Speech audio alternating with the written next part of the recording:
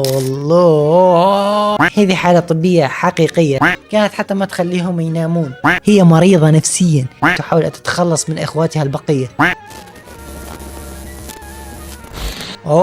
أعزائي المشاهدين، طابت أوقاتكم وأهلا وسهلا بكم في فيديو جديد جميل. كنت أقلب على الإنترنت وبعد ما قرأت تعليقاتكم اللي قالت لي ليش ما تتفرج على القناة الأجنبية، قنوات الانميشن الأجنبية يسوون برضو محتوى اللوز، فأنا قلت خلي أجرب وأقلب في تلك القنوات وأحاول نشوف إيش المحتوى. فصدمني هذه الصورة لإحدى القنوات الأجنبية، طبعا حجبتها. بيقول لك يا اسطى ذولا 3 توائم بجسد واحد، توأم ملتصق وحاجة زي كذا يعني. أنا الصراحة استفزتني هذه الصورة واستفزني الفيديو، فقلت ليش ما أجرب إني أتكلم عنها مع عزوز المشاهد. ولكن للأسف الفيديو غير مدبلج وغير مترجم، يعني ما في ترجمة، فأحاول أترجم من عندي، فراح تلقون احتمال ترجمات كيسية من عندي يعني ولكن راح أبذل قصارى جهدي. أتوقع أن الفيديو كرنجي السماء والأرض ومليان بالأشياء المضحكة، فخلونا ننطلق على بركة الله.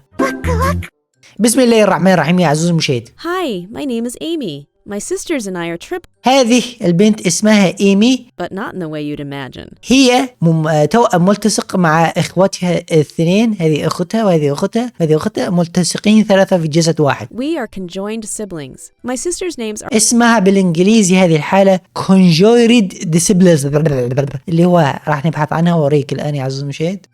هذه الحالة زي ما الله اوكي، الوضع سيء جدا، الصور جدا مريعة. المهم يعني هذه حالة طبية حقيقية نوعا ما. are Elena and Anna. اخوتها هي طبعا اسمها ايمي، اختها الثانية إلينا واختها الثانية آنا. Yes, my parents thought it'd be cute to give us all names starting with A. الأم والأب اختاروا أسماء تبدأ بحرف الأي لكل البنات. I'll be telling you the struggles we went through and how my sister Anna is ruining Elena and my lives. They won't be telling their sides of the story, so don't expect to hear them in this video. اوكي، ايمي بس اللي راح تتحدث في هذا الفيديو، بقية اخواتها ما راح يتحدثوا. Shy to talk about all this mess, and Anna is the one creating this whole chaos. My mom and dad never saw our unique condition coming.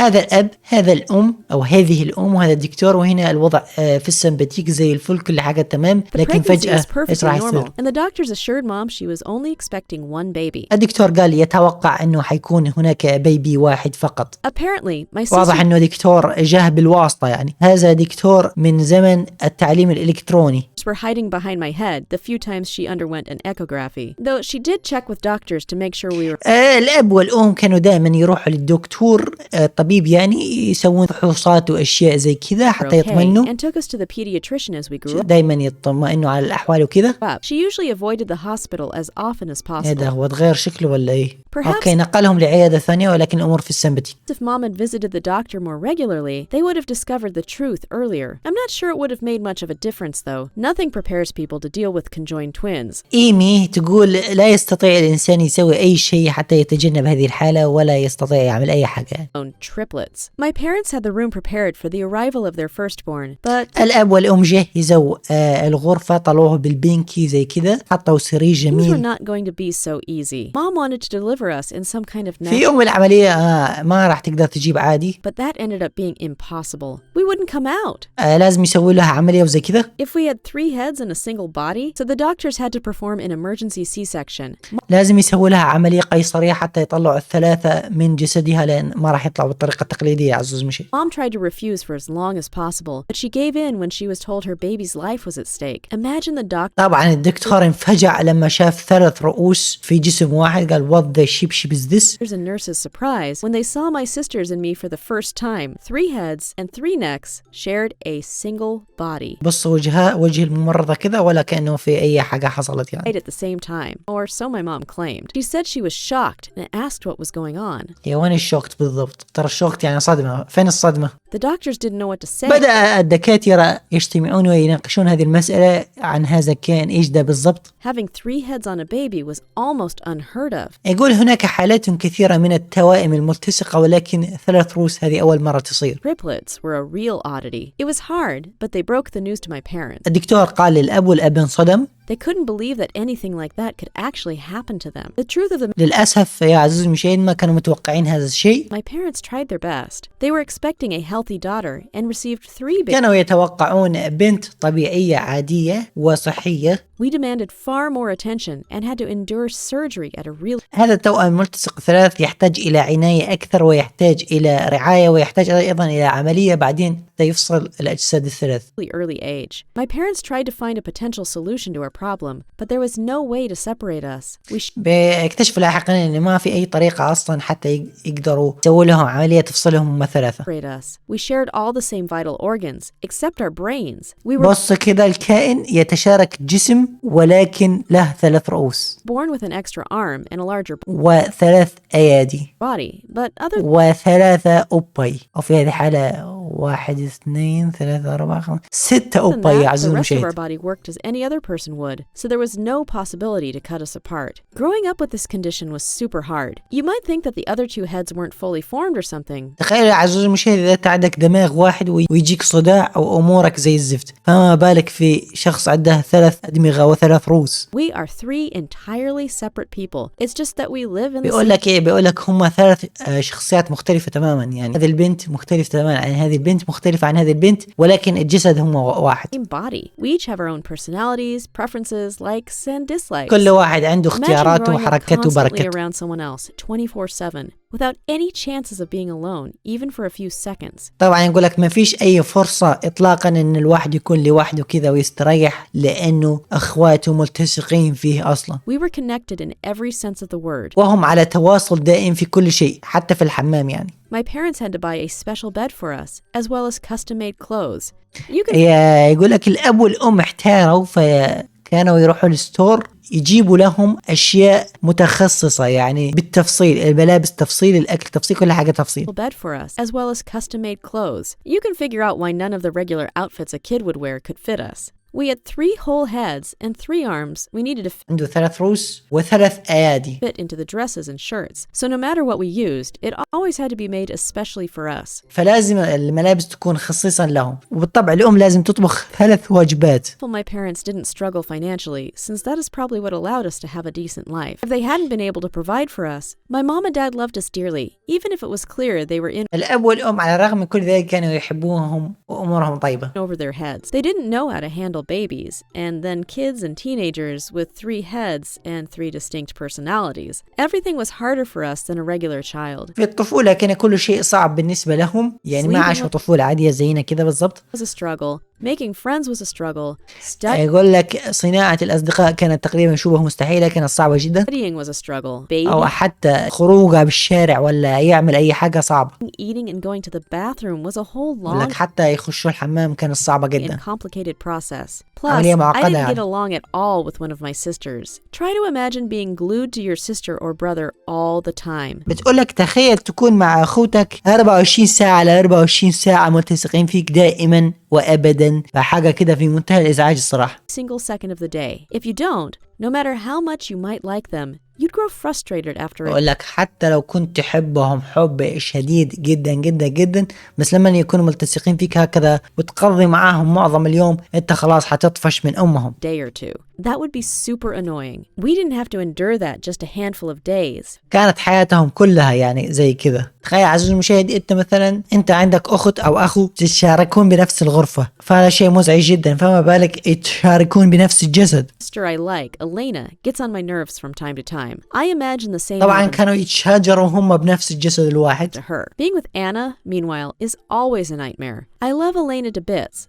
هي كانت تحب إلينا ولكنها ما كانت تحب آمي، أو هي اسمها إيه؟ لحظة نسيت الأسماء، نرجع هنا. هي آمي، إلينا، أوكي، آنا هي تقريبا الشريرة. Like, Elena gets on my nerves from time. أقول أنها العيش مع آنا اللي هي هذه أشبه بكابوس. But Anna is another story altogether. We all had really different personalities. Elena was always really quiet and loved to ألينا هذه كانت هادئة جدا وتحب القراءة وكذا. She's super shy and rarely speaks to كانت خجولة جدا وما تتكلم كثير. strangers. Anna was super short-tempered and she got أما أنا هذه فهي عصبية جدا angry. So ومشاكسة. suddenly we never knew when it was coming. Plus, she was من الصعب التعامل معها وكذا. really nasty toward people. What's worse, we always had to do what she wanted. If Elena wanted to stay in and كانوا لازم يتعاملوا معاها، فهي مثلا لو هم قاعدين كذا جالسين هي تقول لهم يلا يلا نقوم نمشي، فكان لازم كذا يتعاملوا معاها وكذا. read her books,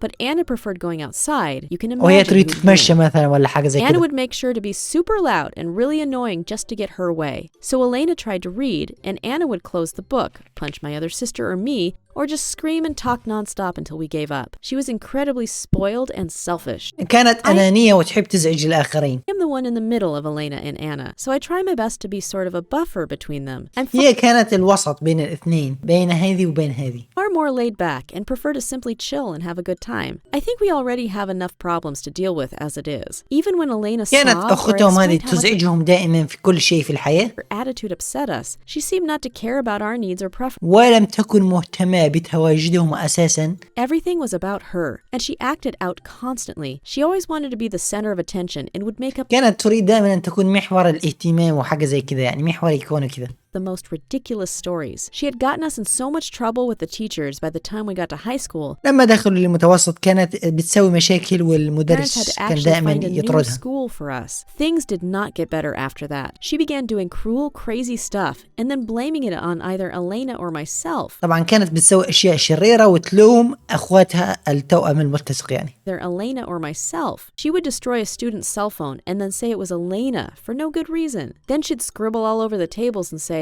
I had been the one to do it. She once even clogged the toilet on purpose and cut Elena's hair while both of us slept. I managed to wake up before كانت تريد أن تقص شعر هذا الشاب المسكين بينما البقية نايمين. she got to me, even if she had to go without it as well. إلينا تريد تروح من هذا الاتجاه، هذه تريد تروح من هذا الاتجاه، فكذا حوسة يا عزيزي المشاهد. My sister Anna was the one in charge of our left arm and leg, so you can imagine how messy that got. Until we turned 17, she had been nasty, but not dangerous. Then everything began to change. لما صار عمرهم 17 سنة بدأ كل شيء يتغير، يعني راح تصير أسوأ الحق آنا. We were about to cross the street when the traffic light changed. We stopped, waiting for the cars to stop speeding past us. When I كانوا felt عايزين someone يعبروا الطريق عادي يعني. trying to push us forward. It was my own body that was moving. It was the left side of my body. Anna was trying to walk straight into traffic. كانت آنا تحاول أن تمشي في الازدحام وفي الطريق. Elena and I screamed at her to stop. We actually had to throw ourselves back كانت تحاول بالصلاة على النبي أن تدعمهم، تخلي السيارات تدعمهم حتى تتخلص من عندهم. to the floor in order to stop her. We demanded to know what on earth she was thinking, and she let us وكأنها كذا كانت تحاول أن تتخلص من إخواتها البقية. know she wanted to hurt us. We reminded her that by hurting us, she was hurting herself, and said she didn't care. That was when I understand that Anna wasn't merely annoying and cruel. She was absolutely insane. هنا الأخت اكتشفت إن أنا هذه مش بس شخصية شريرة وحاجة زي كذا، لا هي مريضة نفسيا، هي مجنونة. But Anna wasn't merely annoying and cruel. She was absolutely insane. Elena and I decided to speak to our parents. We told her everything that Anna had هي وألينا تكلموا مع الوالدين حول قصة آنا وكيف هي مجنونة وكانت على وشك أن تقتلهم. done and said that day. They were really worried, of course. كانوا قلقين ولكن كانوا يحبوهم الثلاثة مع بعضهم كده. Favorites.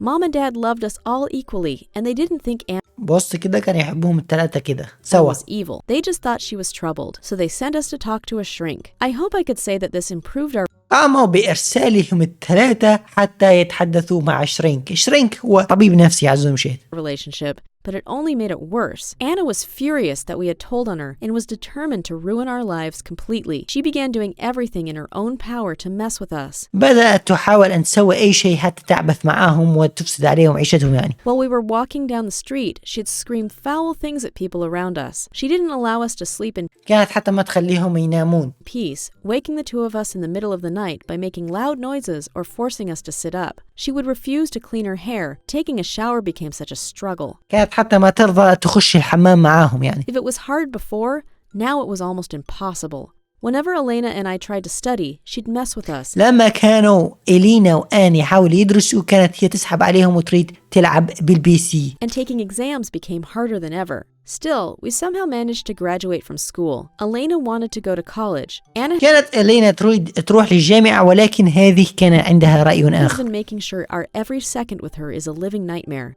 طبعا الفيديو هنا في النهاية يا عزيزي المشاهد، خلينا نكبر هذا كده. تقول انا لا اعرف النهاية كيف راح تكون، ولكن يبدو ان انا مش مهتمة اصلا اذا حتعيش ولا تموت. Thank you for watching. شكرا للمشاهدة، وبس كده خلصت. Don't forget to subscribe and يا راجل توقعت اشياء اكثر جرأة واكثر خطارة واكثر مش عارف ايش. المهم يا عزيزي المشاهد، لا تنسى اللايك والاعجاب. هذه كانت قصة الثلاثي المرح الملتصق. لما شفت الغلاف كذا توقعت انه راح الثلاثة كذا يحبوا نفس الكائن ولا حاجة زي كذا، توقعت اشياء كرنجية اكثر من كذا، ولكن الفيديو الفيديو عدى على خير الحمد لله. لو عجبكم الفيديو لايك، لو حابين نكمل سلسلة في المحتوى الأجنبي برضو اكتبوا لي في التعليقات. نلقاكم على خير وإلى اللقاء. سلام بقى.